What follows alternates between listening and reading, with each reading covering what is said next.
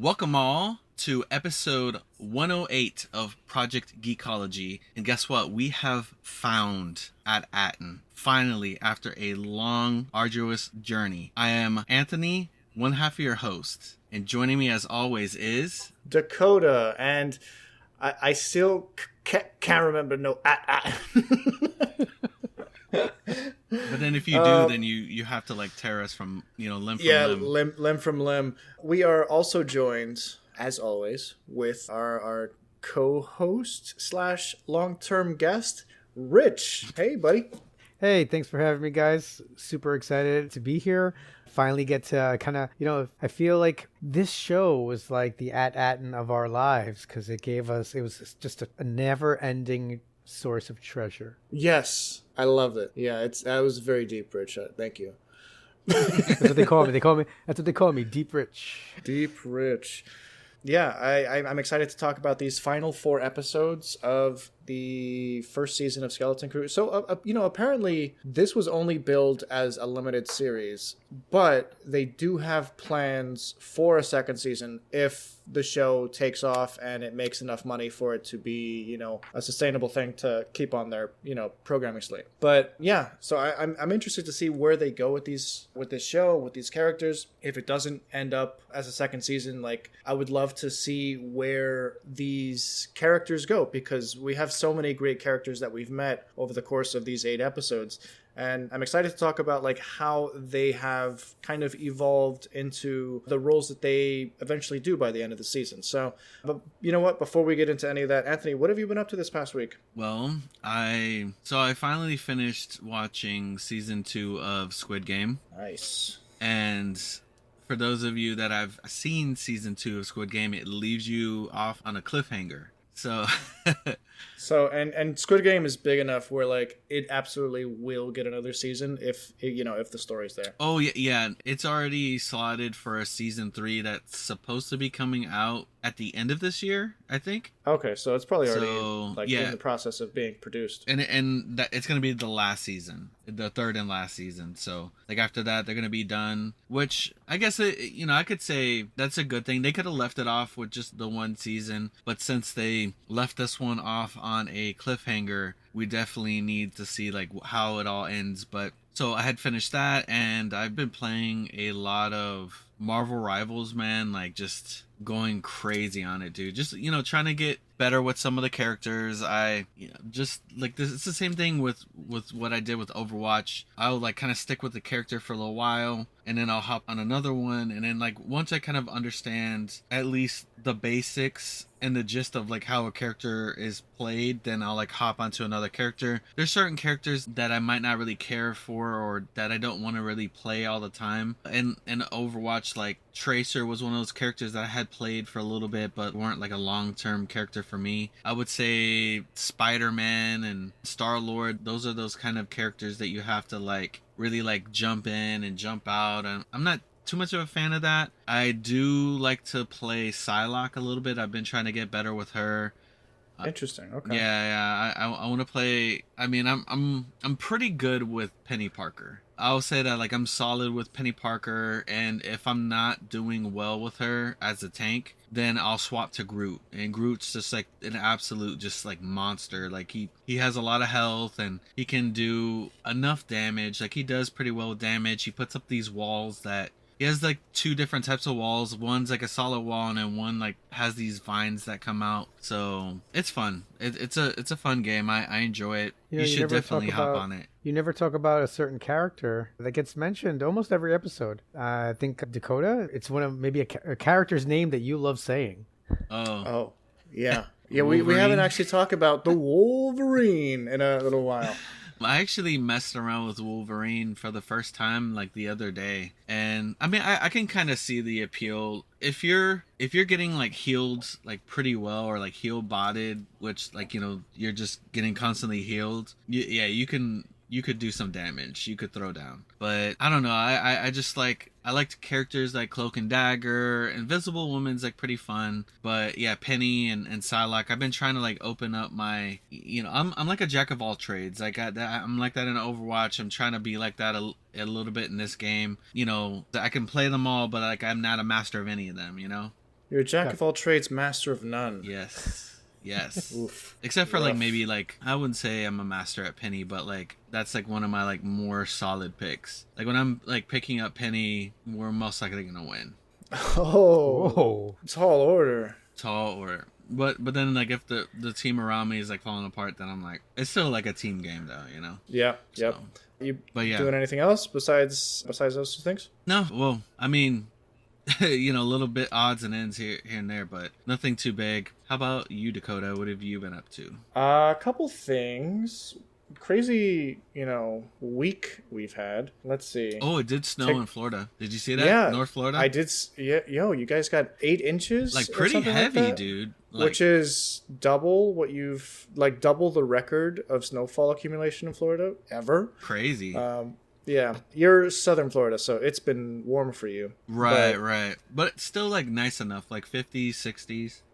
Okay. So Yeah. Places like Louisiana and like northern Florida got super snow, like a lot of snow. I mean, for them, like when when you've never seen snow in your life and you're 50 years old and you finally have like a foot of snow outside, that's crazy. So I have had fun watching those like just TikTok videos of people experiencing snow for the first time and just being super excited about that. Speaking of which, TikTok was banned very briefly, and then Donald Trump supposedly brought it back. That's what the app said. So that was interesting. And what's weird about that, actually, it had like Donald a cascade effect. It had a cascade effect. Yeah, you mentioned that you were trying to play Marvel Snap and you were not able to get online with Marvel Snap. Like a couple apps just shut down because they were using that UI, right? There was a few mobile games that like definitely got messed up because of the ban. Marvel Snap most notably, and then there's like another League of Legends style game called Mobile Legends that also got kind of like swept into all that. I'm trying to think of what else, but like I thought that was crazy. I was like, oh my gosh, you don't think about like what's kind of wrapped up into a situation until that situation happens, and then like you see the cascade of everything. Not everything is like a clean break, you know? Yeah. What else have I been up to? I figured out exactly how many avatars there have been. The math finally like checked into place. In math? The math mathed. And I was on my way home and a light bulb came off and I was just like, what do I do? Do I write this down on my phone? What do I, like, I figured it out in my head as I was like listening to some podcast or whatever. So to number the exact amount of avatars that there have ever been, there's a huge hint on like the Avatar Studios website where on their official timeline, they say that there are over 90 avatars between the eras of Wan, which is the first Avatar, and Yang Chen, which is the air Avatar before Aang, like 4 generations before Aang. So in my head, it was just like, okay, Wan, then there's at least 90 avatars between them. They don't really give a hard number. And then Yang Chen, and then you can count the rest up, and maybe that leads to Korra being number 97. It didn't really sit right with me. It didn't make much sense. I was just like, it's kind of weird that they didn't give us like a hard number. But then I realized, wait, the Avatar cycle goes in sets of 4.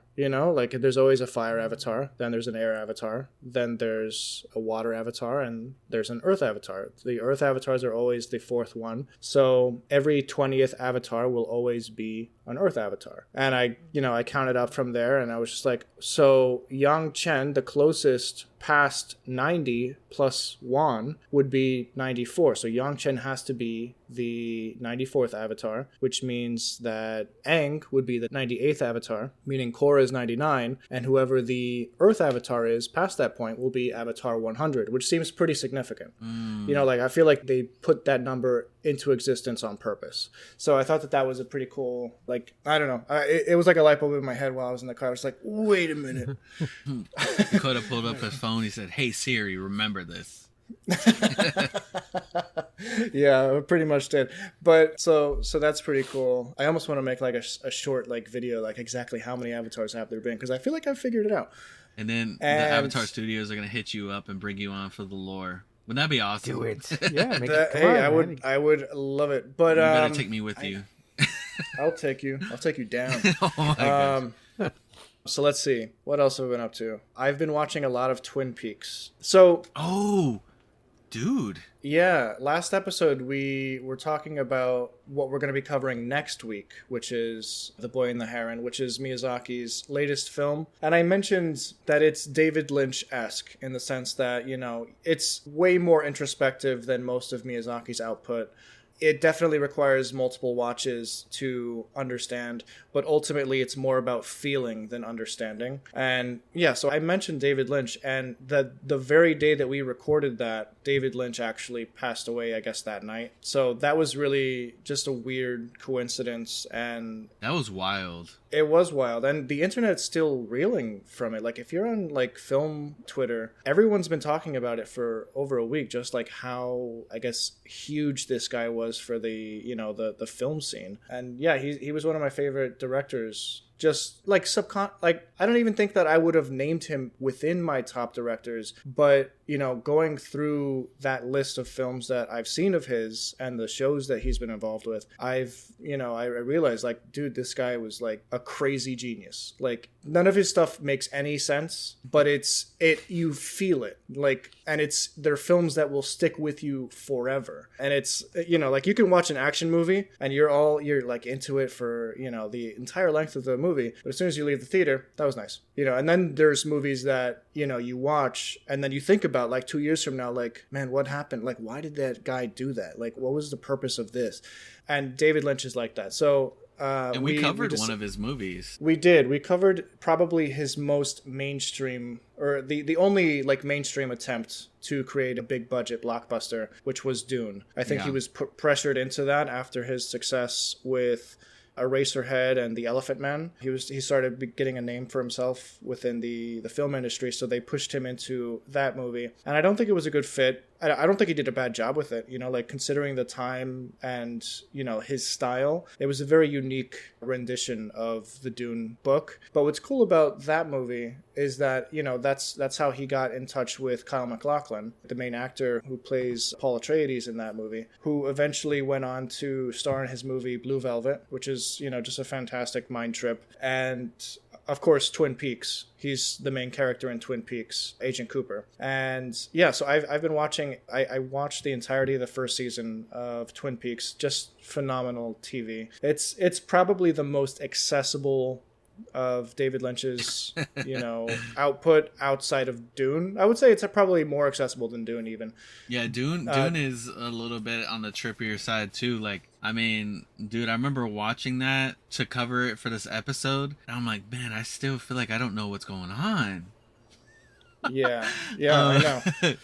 But I still haven't seen Twin Peaks, and I actually really want to watch it. Is it available on any streaming platform? It's on Prime Video. That's what I'm watching it on now. Yeah. I need to give it a watch. Absolutely fantastic series. The first season is, you know, it's often said that The Sopranos is the first true prestige TV show, but I think that The Sopranos wouldn't exist if it weren't for the serialized nature and scope of Twin Peaks. And, you know, even, like, the director of, like, Sopranos and stuff like that will say, like, that was, like, their biggest influence, or one of their biggest influences. So yeah, I was broken up about that big time. Just, like, seeing the outpouring of, you know, just, like, fans that, you know, love this stuff. So yeah, it sucks, but he put a huge mark on, like, the film landscape. So, you know, seeing, like, the tributes from Spielberg and Scorsese and all those directors who are, for all intents and purposes, I think, better directors in terms of, like, you know, being able to craft, like, a completed story and just, like, a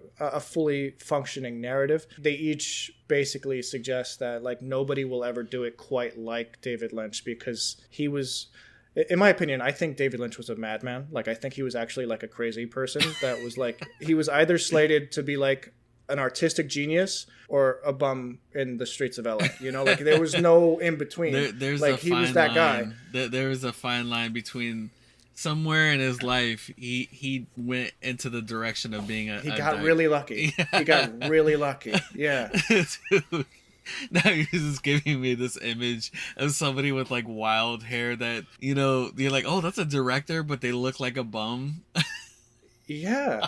No, I mean, if you look up David Lynch, like that's him. Like he's got the wild like Einstein hair. Like he's awesome. Yeah, I love that guy. So That's yeah, funny.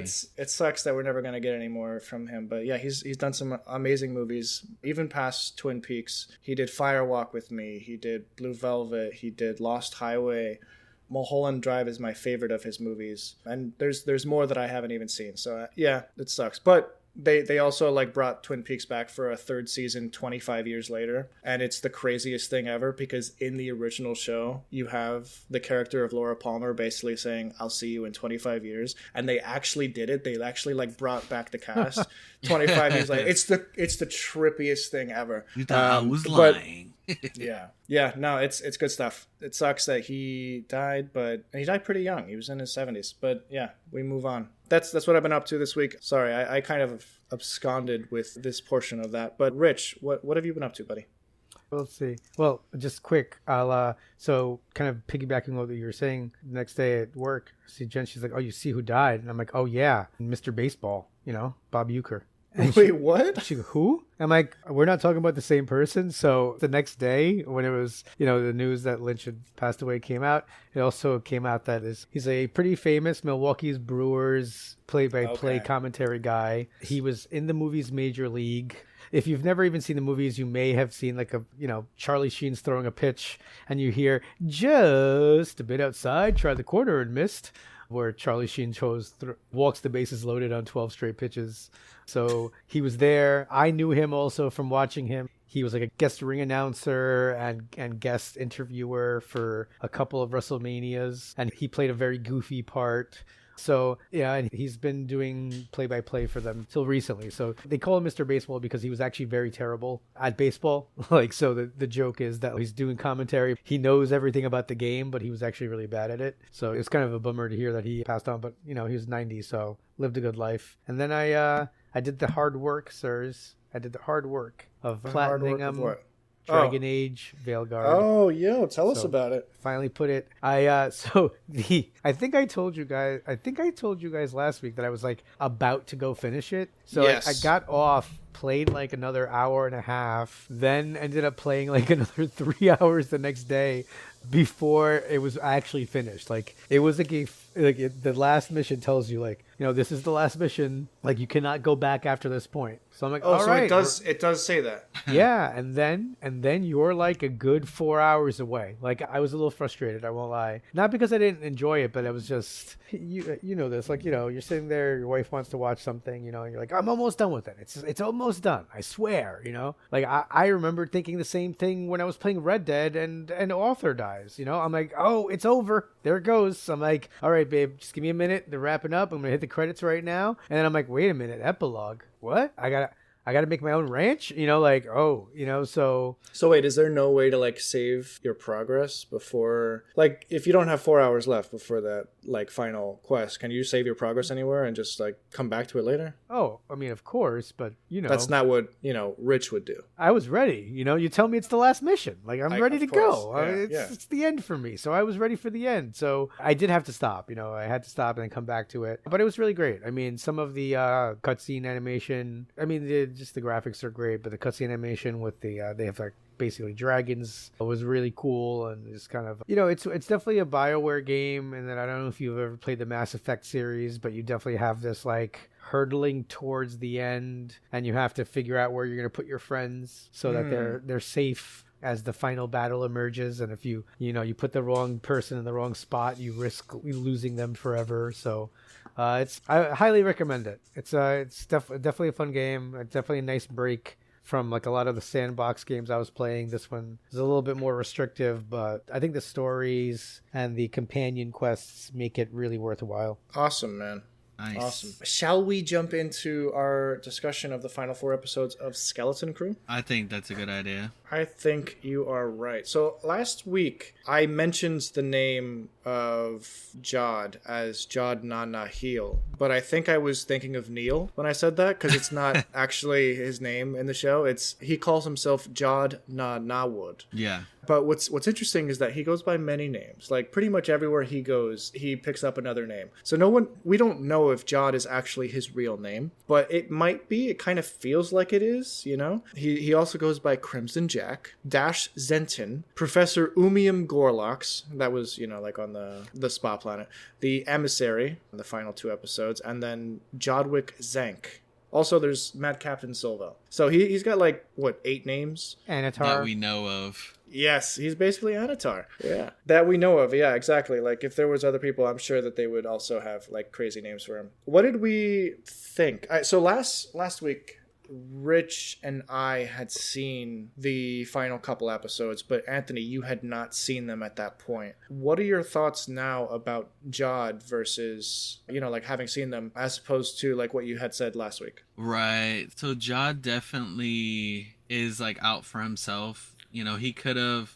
I don't know who his master was, you know, like, I mean, he did say that they were hunted down. So, I mean, apparently so, like, I mean, he started off as a Jedi, but we don't know what he did, you know, from that time up until where we got him, you know, as a pirate. So I don't know, I feel like he very well could have been a Sith at some point, you know, or a type of Inquisitor, because there is a little bit of ruthlessness there, you know? I mean, like, yeah, he goes from kind of this like enjoyable character to this guy like, yo, this guy sucks. Yeah, like he goes from like, you know, 0 to 100 on like the pure villain scale really quickly. Like as soon as he takes control of the situation and starts getting what he wants and starts being really manipulative, it's pretty much just him in for himself. Right. But the breadcrumbs are there. Everybody was literally like, don't trust this guy. Every single person. The bounty hunter, I forgot her name, the owl character. Kim, you're right. So, like, I mean, she was the same way. Like, literally everybody was saying that. And, you know, I was thinking, like, okay, I didn't think that he was going to be, like, that ruthless, though, you know? Yeah. So, watching it a second time through, I was looking out for any particular regret or, you know, any redeeming qualities in Jod. And there's not many, but he clearly does not want to harm the kids. Watching it a second time, it's clear that is never his goal. And even when there's a moment when one of the kids, KB, is thought to be like dead or harmed, you know, he kind of like grimaces and he's just like, doesn't have to be this way, you know, like he doesn't want the kids to be hurt because I think he has some empathy for them. He actually, you know, while he is kind of annoyed, you know, by he's annoyed by them most of the time, I think he does care for them and he doesn't want to see them physically harmed, which I guess was, you know, apparent to me on a second viewing. But Rich, did you get the same read on that, or am I jumping to conclusions there? Yeah, I mean, so one of the things I noticed was, for example, I don't know, maybe just me, I mean, probably a lot of people, the moment where I felt most, I guess, quote unquote, betrayed by Jod was when he yelled at the kids, like when he kind of takes control back over and he cuts off SM-33's head and he's like, you know, your incessant jabbering.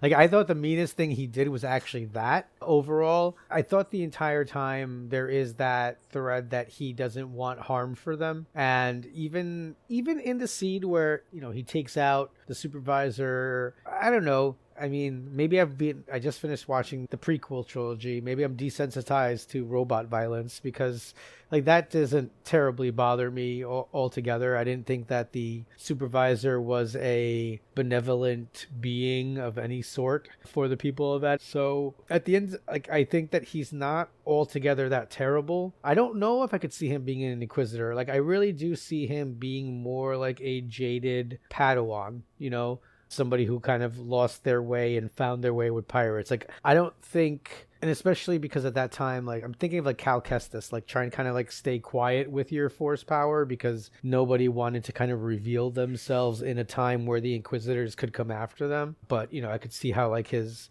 little quirky abilities could help him like turn the tide in certain sticky situations that would make him good as a pirate. So I feel like there was just so many opportunities for him to be worse. Yeah, I like what you're saying there. So behind the scenes photos have dropped recruit of an unnamed Jedi female for Skeleton Crew. And supposedly this was like they had filmed a whole sequence of her and a young Jod basically being mowed down by Inquisitors. So that was something that was filmed. The actress's name is Yasmin Al-Masri, and she said in an Instagram post that she portrayed Jod's master in a flashback scene that was ultimately omitted from the final cut of the series. She actually posted like pictures of her costume and everything, and it actually looks really cool. But why do we do this stuff? I don't understand. I know. Like, Disney, you're not even competing with anybody. Like, stop making our episodes short. You know what? If you're gonna erase my books, okay? Listen, okay? I'm very upset that the Lady Luck, all right, Lando Calrissian's luxury, all right, ship is no longer a real thing, all right? And if you're going to do things like that, erase things like the Lady Luck from existence, then give us the backstory. I mean, now we're going to have to wait to decide if Disney's like, well, is it worth doing another series for us to possibly even know? And then, even if then, Jods might even be there. There's going to be another, I don't know why there would be another Skeleton Crew. It'd be like Home Alone 2. Like, I guess we did it again, you know? We found another treasure planet. But yeah, that I was thinking that same thing, that I just wish that they had kind of elaborated a little bit more on that, because I mean, to be honest, like, Jod is still largely a mystery. We got nothing about him. We don't even know his full name. We don't know his true name. Yeah, for real.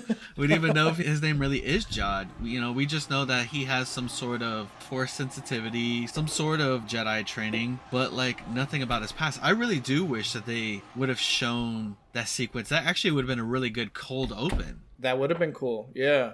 And then cut to like Silvo as a pirate. Yeah, I think that would actually be him pretty kind sweet. of like, you know, like that like grizzled kind of look that he has on his face, you know, with the kids annoying him in the background. Yeah. I that would have been really cool. Yeah, that actually would have been really cool. So another thing that I noticed that I really liked, just the small gestures that he makes in the final episode when he realizes that he's beat. He almost kind of like smirks a little bit. Mm-hmm. He gives a little like, all right, okay. Almost as though he's proud of the kids. And when he's watching the giant pirate freighter crash into the planet, he does smirk again, and you could tell that he's proud of the kids for, you know, beating him at his own game. You know, it's a weird sort of pride that he develops for these kids that he basically returned safely somehow. I mean, but then there's also the whole notion that he was about to enslave a whole planet to make those dataries for him. Oh, I know.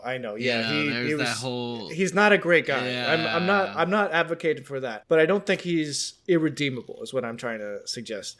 I mean, yeah, maybe, I don't know. Be redeemed, maybe enslaving an entire planet is kind of irredeemable. How is that really changing their current situation? That's a good point. Yeah, because they currently are already a slave to the machine. Literally, they're a slave to the machine. They're forgotten worlds. Like, the New Republic doesn't even know they exist anymore. Let's talk a little bit about At-Aten and like what the heck it is, right? Very different than, you know, at Akron, Ohio. It's very different from Ohio. At least it's interesting because they tell us that At-Aten was one of the jewels of the Republic. It's been supposedly, you know, lost. I mean, according to Jod, when he's talking to the pirates, he says something along the lines of, like, it's been a myth or a legend for centuries. You know, like, it's been hiding behind this thing, this facade for centuries. So that kind of makes me think, okay, so centuries, multiple 100-year periods. It could have been, like, something created in the High Republic era. And, you know, that link that we had last week where, you know, they were talking about the great work, you know, like, that they were involved with, that could have something to do with the great works of the High Republic era that, you know, could have culminated in something like this, like, treasury, a mint, literally. It's a planet that's sole purpose is to mint Old Republic coins. And I think that's kind of neat. But then, like, we find out that these planets later were mostly systematically destroyed, according to the Owl Lady Kim. And it's possible that it was those 8 planets that, like one of the planets at Akron could have potentially been one of those mints or something similar to it that was destroyed systematically for some unknown reason. But again, I'm jumping to conclusions here based on everything that we know. And then, finally, we understand that this existed as part of the Republic and as part of the Republic consciousness. Someone in the Republic was still in communication with Ad-Aten at the time of Order 66, which is when the final message they received from the Republic happened, and they found out that the Jedi were traitors. So for at least, if this is 9 ABY, 28 years have passed, 29 years since Order 66. So there's been no outside communication with the Republic. So most of the people working on Ad-Aten have no understanding of what the outside world or, like any of that is. It's kind of a cool anomaly within Star Wars. Like most of those people, when they destroyed the barrier, had never seen stars before. It had like a whole Truman Show thing going on, except they weren't being watched. They were being watched by the supervisor. That's true. That's true. Yeah, it's disturbing to think. I mean, obviously, like we constantly kind of see even the good guys' side, from a different point of view. But I think this idea of this planet that the children are indoctrinated and taught to not know what is happening outside is, it's almost, I don't want to call it worse than slavery. Slavery is awful, right? But this is like slavery with mind control, right? This is. But like, how much do the parents know? Like how much do they know about the outside world? We do know that they know. At one point, Fern was saying something along the lines of, how it was on the outside, and her mom was like, you guys weren't supposed to have to learn about this stuff until you graduated. Yes, so it's like, yes. I guess once they get, let's say they turn 18, but I don't get the idea that it's like, whereas the Amish with the Rumspringa, like, all right, here's the outside world, go experience it, you can come back. Here, it seems like all the adults, at least I'm reading it this way. So to be fair, like this isn't 100% detailed, but I get the feeling that once the adults find out, they still dedicate themselves to the great work, where it's not like some adults go leave the planet. I don't think that's an option. There seems to be no off-planet transport. They know of no off-planet transport, right? They're all surprised that there's a ship on At-Aten to begin with. So yeah. You would have to figure that for at least, let's say since Order 66, at least that 28 years or so, they have also continued to kind of willfully live in ignorance. So what's actually interesting, as you were describing that, like that willful ignorance, that, essentially like lying by omission to your kids until they're of a certain age, it reminds me of M. Night Shyamalan's The Village. I don't know if you guys have ever seen The Village. Yep. Yeah. I had seen it with you like when we were young. Yeah, I love that movie. But, the basic premise is, you know what? I don't want to, just in case anyone hasn't seen it. Oh, come on. I don't want to spoil it. No, go. Okay, all right. So in The Village, you have, I'm not gonna give all of the spoilers, but I will say that, it's a secluded village, literally in the woods. It's very like 1800s ish attire, and like their lifestyle is a little dated.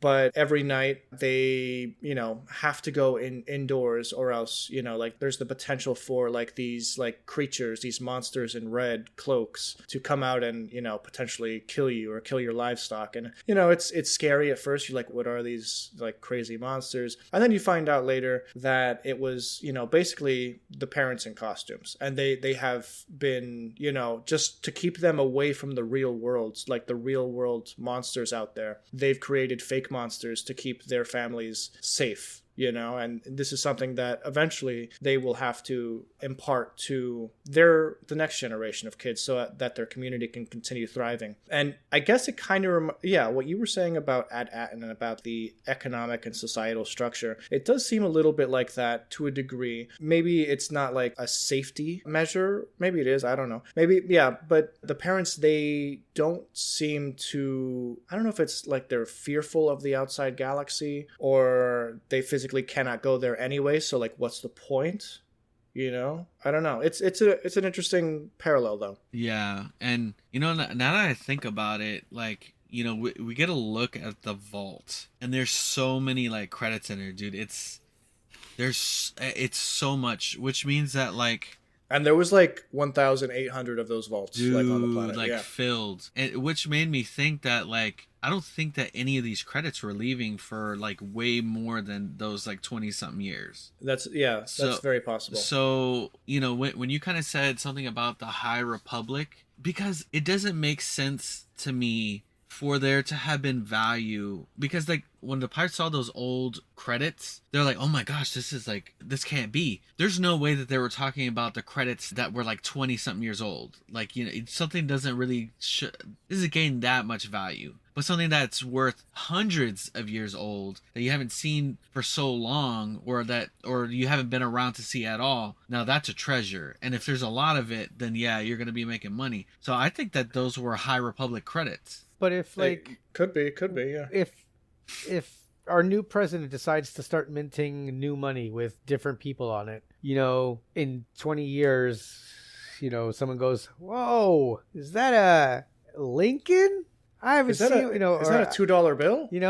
Is that a burr? I haven't seen a burr in forever." I don't know. Maybe it's like one of those things, because the emperor is definitely egotistical enough that the minute that they became the first galactic empire, he changed currency to have like, his decrepit hand with lightning shooting out of it, and then they kind of said that New Republic. Because I think that they did. I'm pretty sure that they did change them, but the way that they got excited was, it's like a doubloon. It was like a doubloon, right? Exactly like that. Yeah, it was more like I'd be more excited to find pirate treasure than to find a dollar bill from 1912. Like, look at this Susan B. Anthony. I just found this. Yeah, exactly. I got the Sacagawea here, baby. That's essentially like what it kind of was. I think that Dakota was kind of on track. I mean, whether we could be right, we could be wrong, but I think that those credits are a lot older than the fall of the Republic as it stood. Okay. And another, because you said the whole Great Works thing, and then that was mentioned in the High Republic books.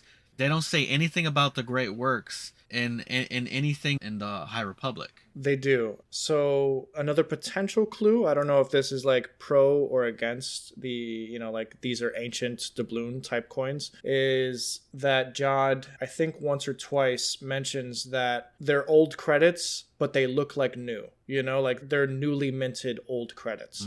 So it could just be that they haven't seen, fresh credits like this, in their lifetime, but yeah, I do like the idea that these are credits that predate their lifespans by centuries potentially. It's kind of cool, because it really would kind of follow that narrative of like a treasure.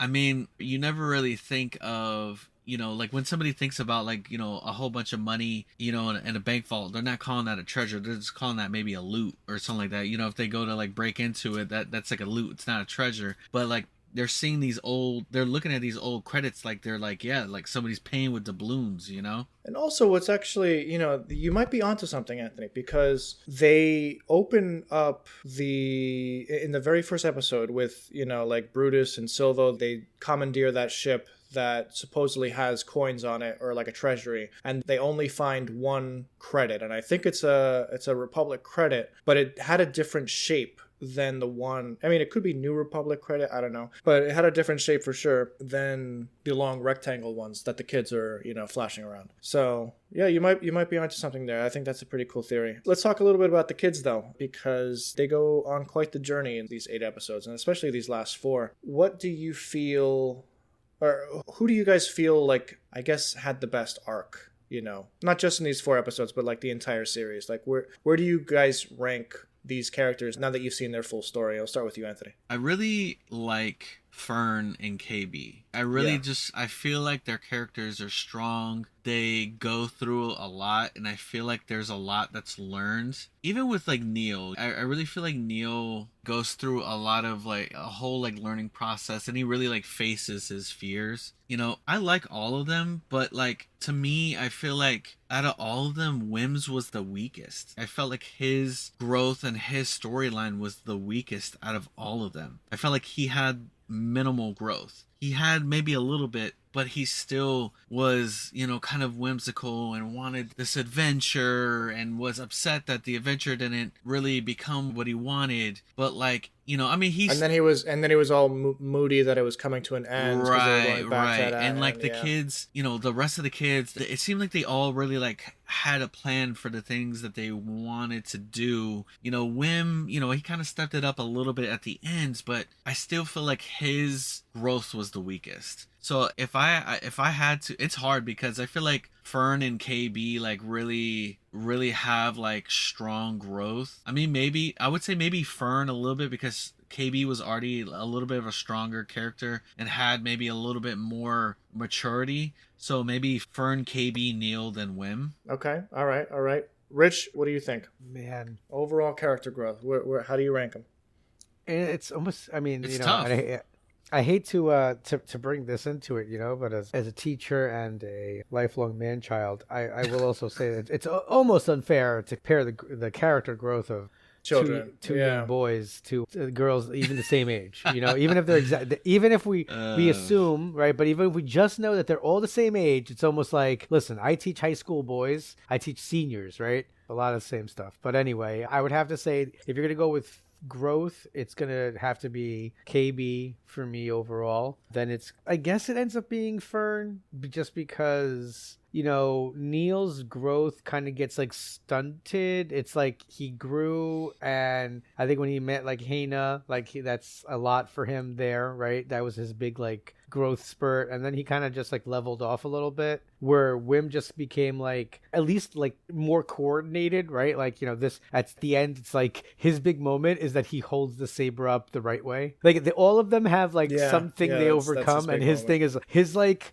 split screen moment is, it's like, oh, last time he dropped the lightsaber, this time he's holding it the right way, you know. And which was a cool shot, by the way. You know, like it felt earned, you know, like he finally earned that moment of heroism. But yeah, no, I'm with you guys. So I'm in the same boat where I think KB is probably my favorite, and then Neil and Fern are tied there. But what I will say about Wim, you know, on a rewatch, is that I feel like he enters this story, like you said, Anthony, whimsical. He's looking for his storybook adventure. Yeah. He doesn't necessarily get that. He gets embroiled in a plot with pirates. He gets kidnapped. He gets sent all over the galaxy, and it's scary. You know, there's people who are ready to kill him at every turn. Yeah, he got the short end of that adventure stick, because like honestly, at the end of the day, not even us adults have that kind of thing going on in our lives. But he definitely was a huge helping hand in saving the day. What I love is that these kids grew to a point that even their parents could not emulate in a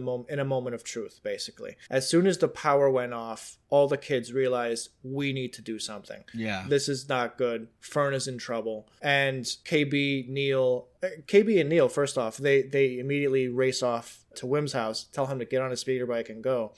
And all three of them, you know, they have no reservations about doing the right thing at that point. And I think that that's super cool, because they each have gotten to that point where like those limitations of like helping, even though you could die potentially, are no longer a stumbling block to them. So I do think that Wim did grow, especially, you know, in the eyes of his father, which is kind of important, because the father, like in the first episode, he was kind of a jerk to him. Like, isn't it time for you to grow up, buddy? Come on. Like, and then his father was taking, you know, orders from his son at that point, because the son was, you know, telling him like, no, trust, just follow us and we'll get there. And, you know, like I thought that was a cool, in respect to their family dynamics. I think Wim had the strongest. Oh, maybe not, maybe Fern. But anyway, like Wim and Fern, they probably had the strongest in terms of like getting their family on board and, you know, changing their perspectives on them as people. Yeah. Like the parents' perspective of them. So anyway, I'm going off a tangent. No. I like, you know, I like how like what you're saying, that, you know, as far as the family dynamic relationship with their parents, I do believe that Fern and Wim, that growth was definitely, it was like the strongest when it came to that dynamic. But for personal growth, and the reason why I put Fern over KB is because KB was already a strong, kind of mature individual. So I felt like Fern's growth was big because like she kind of had to get over herself. Whereas Oh, yeah, I like that. KB Yeah. really didn't have to. She was already, you know, she was already really willing to do whatever needed to be done. You know, you see so at the ends with the ship. And so, but yeah, with the whole family dynamic, I agree. I really did like the growth between Wim and his father, and Fern and her mother. And I like that his father like joined them on the whole speeder bike thing. You know, which That was was cool, it was insane. I like it when they make that jump and he's like, "Yo, you see that?" That was really cool.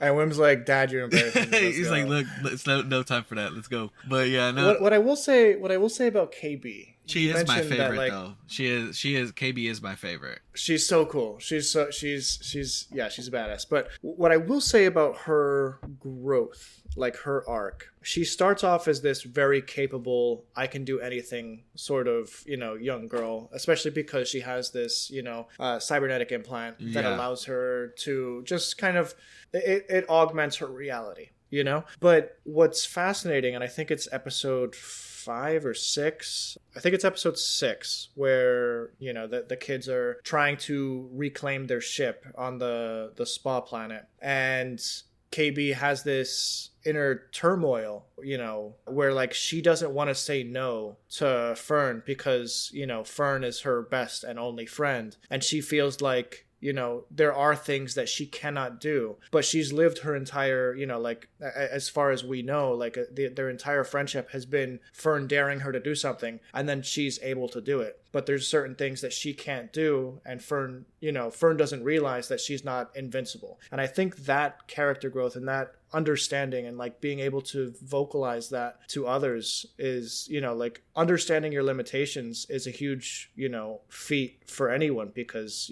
some of us think that we're beyond limits, you know. And Yeah. that one scene, dude, where, you know, she my favorite scene in the entire series is when that I forget what part it is, but like she has to take that cylinder out of the back of her head and create a new one she's with like the droid crashing parts. out. Yeah.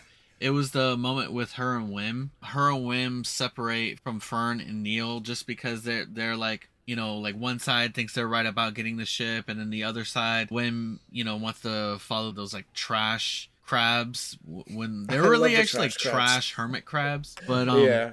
But yeah, like she's kind of crashing out because of that cylinder, and she has to kind of like run Wim through how to like do it. Yeah, and it's such a powerful scene because, like, you know, also like great acting on both of their parts. These are two child actors. You know, it amazed me. I was like on the verge of tears the first time I watched that scene, and you know, eventually like KB, you know, took her breath and like was able to like get up. She got like a second wind there. You saw she like popped right up. She's like, all right, it's like a new go. battery, Dude. It's like like a new battery. Yeah, seriously, like that was crazy. But it was fantastic acting. It was fantastic scene, and it was a great opportunity for two characters that don't necessarily interact that often to interact. Yeah. Like it's usually, you know, I did like that pairing off because it's usually Wim and Neil and KB and Fern. So there was definitely like they developed more of a friendship between those, you know, separate groups. I felt like that made that group stronger as a core because like both, they got to know each other, you know?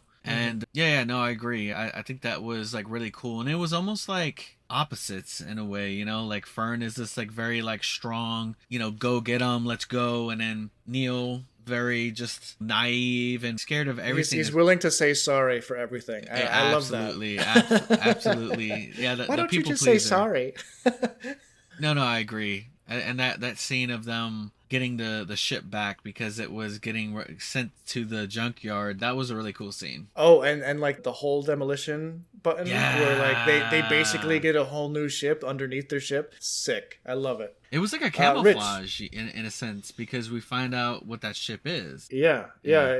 Yeah, really, really cool. Rich, do you have any particular favorite scenes from the series? I mean, yeah, the scene between women and KB was definitely an awesome one. I mean, you know, there's a part of me that was like, wow, is that canister is really resistant to heat. That he's like, it's just, but you know. Oh yeah, okay, I know. He was able to like hold. Just accept it, Rich. Just accept it and move on. Just accept it and move on. There's another thing like in the show. Not to like, I'll let you get back to your point, but like there's another like physics breaking thing that like just bothers me so much when Jod is in the mint and he touches one of these credits and they all have this floaty aspect where they all fall like dominoes. Like, no, this cannot possibly happen. Like the way that they're sitting, they're flat. This doesn't work. Do that on anything a million times. You'll never get that effect ever. Dakota, and you know what I loved about that scene is that like that's that type of scene that you would only see in like a movie or a TV show. Like that, you know, like with kids and, you know, like pirates. Yes, I know. You would only see, and like, I think that camp is like, it kind of added to that. Also, a scene that I really liked, and it gave me heavy Goonies vibes, was when they went to Captain Rennett's lair. Yes, yeah, that was cool. It felt so much so like when they get to the ship at the ends of the Goonies and they're like exploring the ship and they go into the captain's quarters and all that stuff. Like it really had that vibe, and I'm like, man, like it was really fun. Like that last bit of the season, really, I feel like the show changes a lot, but like not in a bad way, in a good way. Like it grows with the characters. Yeah. Rich, sorry, let's get back to your favorite scenes. You were mentioning that the canister should have been too hot for Wim to handle, but like it must have been a very insulated cylinder. Yeah, I mean, it definitely wasn't, you know, silver or something like that. You know, the alloys has to be one of the alloys. Let me see. I mean, you guys mentioned a number of them that I liked. So let me just try to pick something out that's maybe slightly different. Even though I had already seen it, they kind of, like, when they're on the speeder bikes and the way the music's going, I felt myself getting a little excited again, even though I knew exactly what was about to happen. Sure, yeah. You know, which... It's an exciting final episode. You know, it's, you know, there aren't, you know, there obviously more in like Lord of the Rings and Star Wars, but there are certain sequences that no matter how many times I see them, even if I know what the outcome is, I still get excited. And so far, my second watch of this, I feel the same way. So that's pretty cool. And I'm not sure. Let me see if there's another one. I did like, you know, it's weird. So in the scene where they press the button, they had just come back together, right? And there was a little bit like of KB kind of saying that she hadn't felt like she could tell Fern no, essentially, right? Yeah. And she goes, he said to never, ever, ever press that button, Fern, right? And Fern's like, yeah, but anyway, and it works, right? But there was a part of me that was like, y'all just were fighting like 2 minutes ago, Fern. Like, you don't want to listen to KB's input? Like, maybe you really shouldn't push that button. You know, I mean, but again, I think it just reflects for me a lot of the nice foreshadowing that they do. Just even the mystery of whether Jod really is a Jedi and the kind of, I remember when Fern mentioned him using magnets, right? Then I was like paying attention to him. Is it only metal stuff, right? Like they did that. The button obviously being something that was going to kind of come forward at some point later on. I thought I liked that foreshadowing. And then I guess for just another scene that I guess is weird, but I don't remember his name. Oh, I think it's Gunther. Yes, right. Yeah, the pirate. Yeah, the pirate. I just liked him sitting on the bridge, just kind of like, I'm going down. It was kind of like it was almost like this idea, like I'm never gonna be in this position again. Like this is my top. Like I am currently the standing captain on this bridge, and damned if I run away from this position. And I kind of admire him for it. Yeah, I respect that. That's what happened to Steve Urkel. After he left the show, he became a pirate. Yeah, life family matters got hard. So, did you guys have a favorite episode? I will say that, like, for me, me, I was surprised because I liked pretty much every episode, but I loved the finale because basically everything that the kids learned, they ended up using, you know, like we have KB like piloting the ship so that they can like, you know, get help from their New Republic friends and Kim. We have Neil, who was, you know, he never learned like actual combat training, but he did happen to figure out how to fire like an actual like turret cannon. So that was like hugely helpful at defending them, and everything that they learned across, even like Wim, like the correct position of a lightsaber. Yeah, everything everything worked out to a degree where, you know, like everything they learned over the past 7 episodes came together finally in this finale, and I loved it. Yeah, and I think that I felt like the finale it was both episode 7 and 8. Like it was almost like a two-parter, you know? Yeah, it definitely was. Yeah. And no, I totally agree. And I really thought it was cool when we got to see the barrier, like what it really was, and that it was like a perpetual storm, and that I thought it was insane that like the planet was like in the middle of this huge space and that the barrier was like around it. Like I didn't realize that the barrier wasn't super close to the planet. There was a lot of space between the planet and the barrier. Because the planet was actually pretty tiny compared to like the gas giant that they had to pass through. Huge. The thing was massive. Yeah, I loved it. All the little aspects of this show, like you were saying, Anthony, like with the Renaud's lair being very Goonies-ish, like all the booby traps that they had to, you know, maneuver through, the acid pool. I love all that stuff. And there was some like really clever booby traps, like the one that like, you know, removes the gravity and like sends you up into those spikes. It's like the opposite of like a pit in the ground, you know. It's a pit in the sky.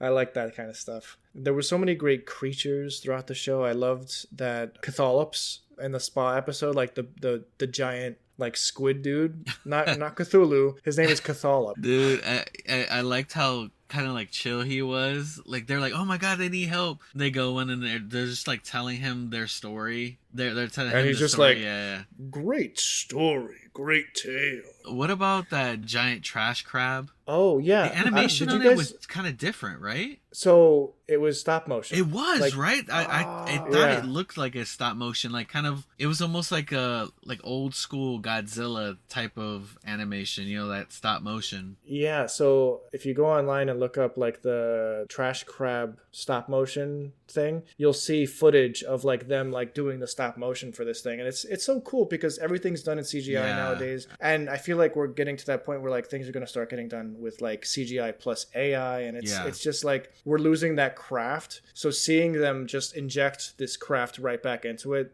like creating a stop motion physical monster for this, it was all of like a 5-minute scene, if that. Yeah, it wasn't even 5 minutes. Yeah, it was a very short-lived stop motion thing, but it was so cool. And it probably didn't save them any money. Like it probably would have been a lot cheaper to do CGI, but it looked cool. It did, unique. Yeah. Like you could tell that it was a unique scene. So I was like, I said that's definitely not CG. Yeah, good eye. Do we have anything else we want to talk about on this one? Are we coming to an end? I just really hope that this is something that I really hope they start to kind of plan projects in a way that are, and I know this sounds, it's not my money, right? So they're never going to listen to me, but just plan it out. Like, okay, we're going to make this 2-3 seasons, you know, whatever. Or if you're going to do a one-off, just say it's going to be a one-off. And I'm fine with them doing a short, like, I know I don't want to get into an argument, Dakota. I'm sorry. I liked Kenobi. All right. Like, I actually like it as a small thing. I just like it. I have no problems with you liking Kenobi, dude. Dakota's seething on the inside. Stop browbeating me about this. I know you don't like Kenobi, all right? You're like the sister who's just so hell-bent on killing Anakin, all right? All right?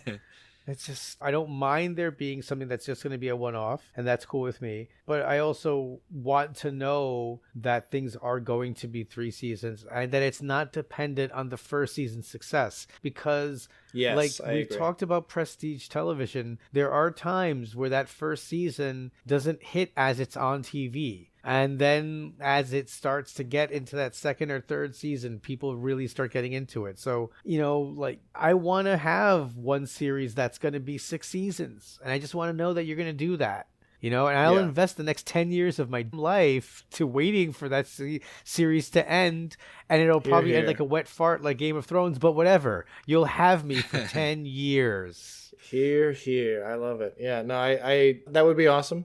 I'm all here for it. I do think that we are going to be getting more serialized Star Wars content on the big and small screen, especially with the Mandalorian and Grogu movie that's coming out, linking into the world of the Mandoverse, which technically this show is linked to it. We have one of the pirates that showed up in Mando season 3 popping up in this show. I think he was also in Boba Fett. I might be wrong there, but anyway, yeah, he's a recurring character. Like a yellow guy, right, with like horns? Yes. Yeah. Okay. Yeah. So it's the same pirate. I forget what his name is. I'll look it up later.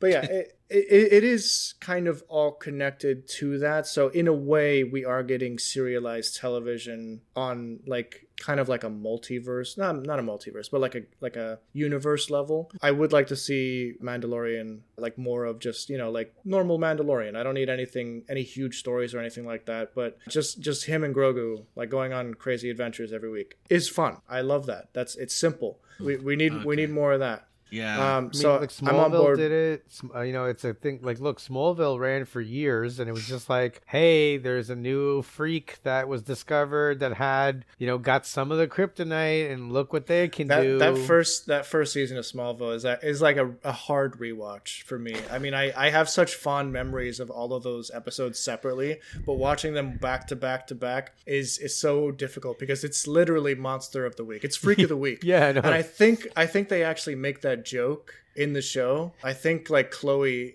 does mention. I think she does. Yeah.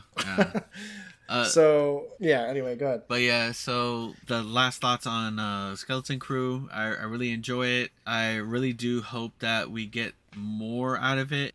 If not a second season, something, a novel or whatever that, I mean, I don't know about like the kids. I feel like the kids are kind of like situated well, but like I want to understand more about the backstory of Jod. Like I want to know how he got to where he got. Like I want to get that young Jod where, the whole Order 66 thing happens and stuff. I want to, I either see it on the show or read it in a novel, something. Okay, so here's an interesting question for you guys. Would you rather a Skeleton Crew season 2 following those 4 kids, or a Skeleton Crew season 2 following Jod as he's broken out of another prison and he has to, he's on the search for some other treasure? I think it would be fun. Jod, I think it has to be Jod. I mean, they like the kids are the kids, but they're probably gonna go back to school, and they're gonna be hard pressed to. Yeah, they're gonna have some crazy. What are they gonna go down to the Max and have some burgers?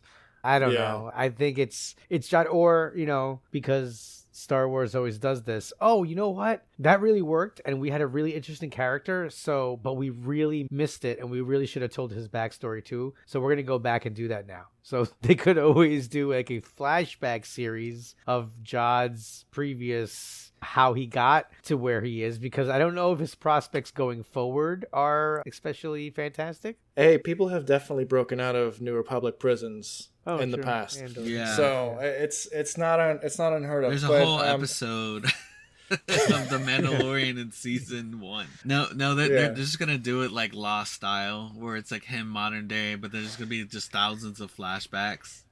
I love it. Yeah, that's cool. What was I going to say? I had something to say. It's totally lost. But yeah, I really enjoy this show. I really think that it was just increasingly like more and more charming every single week. And then by the end, I was fully on the edge of my seat, fully invested. Blood was pumping. Could not wait to see what happened next. And it was just adventure. It's a pure adventure. Oh, I was going to say, you mentioned like flashback series to Jod as a young kid, and it reminded me of the young Indiana Jones, but like young Jod Nanawood, the young Jod Nanawood adventures. I would love that. With like a younger owl, like Kim's involved somehow. Like, man.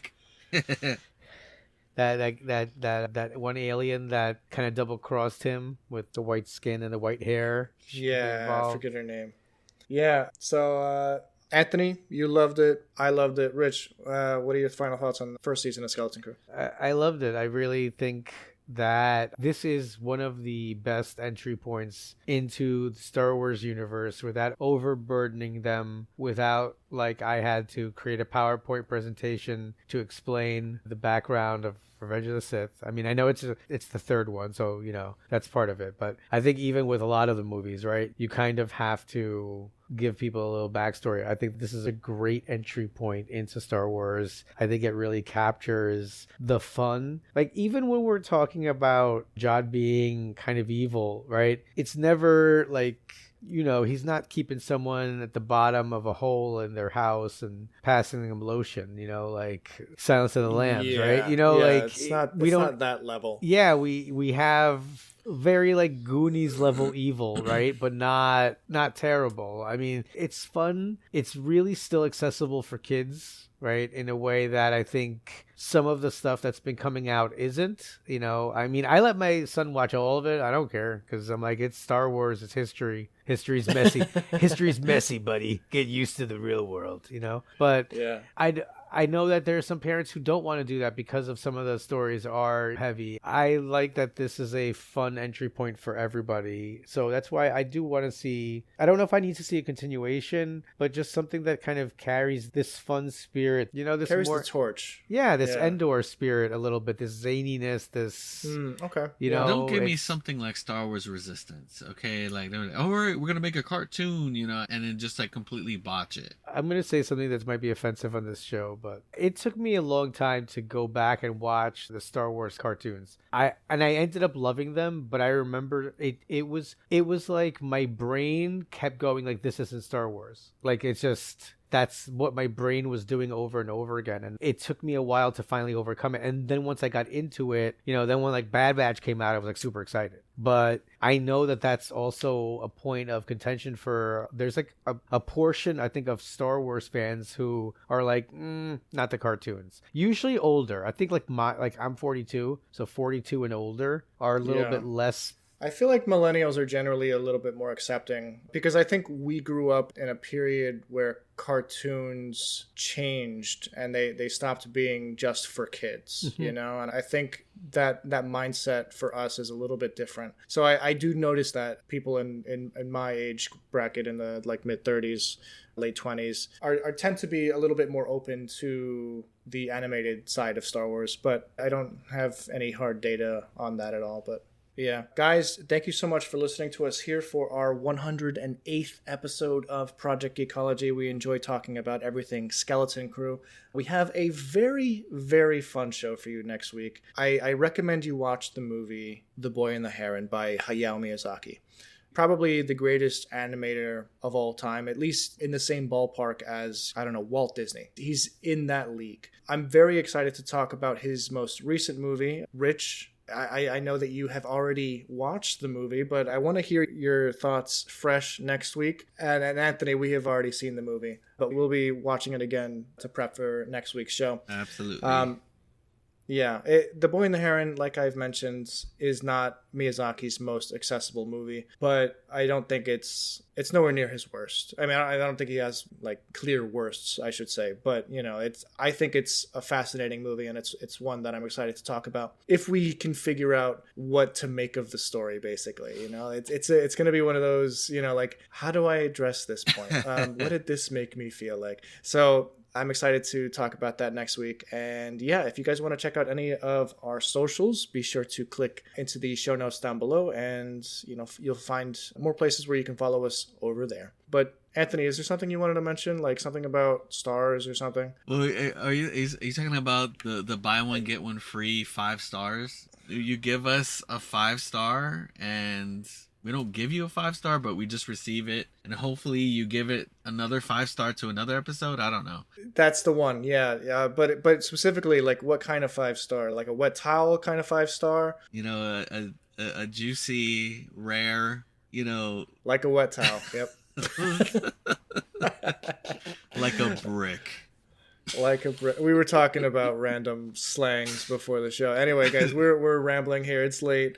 We're gonna go. We'll see you on the next one. The Wolverine. Goodbye, y'all.